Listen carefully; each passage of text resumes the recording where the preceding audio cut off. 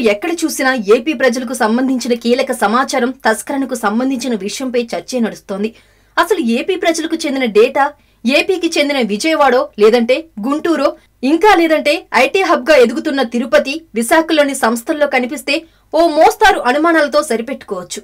అలాంటిది తెలంగాణ రాజధాని హైదరాబాద్ లోని ఓ గల్లీలో చిన్న గది కేంద్రంగా కార్యకలాపాలు సాగిస్తున్న ఐటీ కంపెనీలో ఏపీ ప్రజలకు చెందిన సమాచారం మొత్తం ఉందంటే నిజంగానే పెద్ద ఎత్తున అనుమానాలు రావాల్సిందే కదా. ఈ విషయంపై అన్ని పార్టీల కంటే ముందుగా ఏపీ ప్రజలకు రక్షణ కల్పించాల్సిన టీడీపీనే ఆందోళన చెందాలి. వెంటనే రంగంలోకి దిగి ఏపీ ప్రజల డేటా హైదరాబాద్ లోని ఓ సంస్థ చేతికి ఎలా చిక్కిందని టీడీపీ సర్కారు విచారణకు ఆదేశాలు జారీ చేయాలి.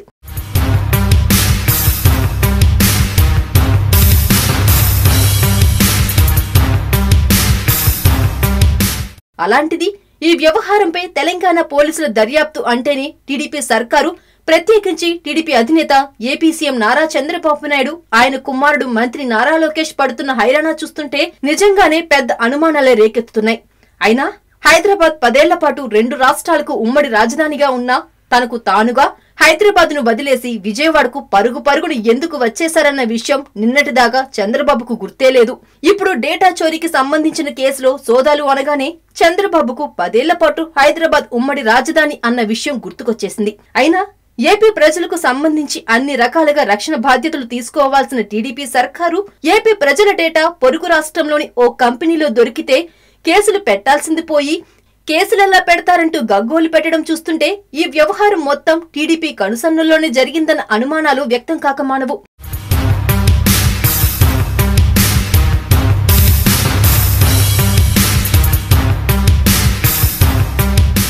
అయినా అక్కడ దర్యాప్తు చేస్తున్న తెలంగాణ పోలీసులను అడ్డుకునేందుకు ఏపీ నుంచి వందలాది మంది పోలీసులను అక్కడికి తరలించడం చూస్తుంటే తమ అసలు రూపం ఎక్కడ బయటపడుతుందోనన్న భయోందోళనలే టీడీపీలో కనిపిస్తున్నాయని కూడా చెప్పక తప్పదు.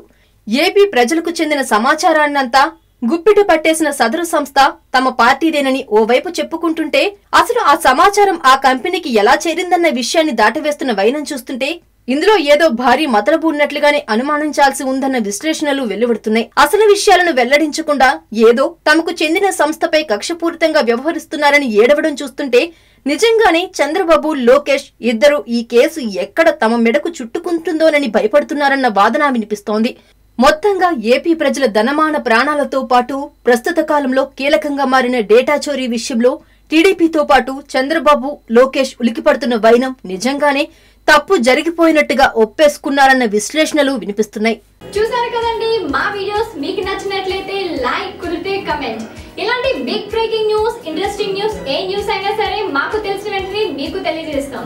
అయితే మీరు చేయవలసింది ఇక్కడ కనిపిస్తున్న సబ్స్క్రైబ్ బటన్ నొక్కి సబ్స్క్రైబ్ అవ్వండి. ఇంకో విషయం అండోయ్, పక్కనే ఉన్న గంట సింబల్ ని నొక్కండి, మర్చిపోకండోయ్.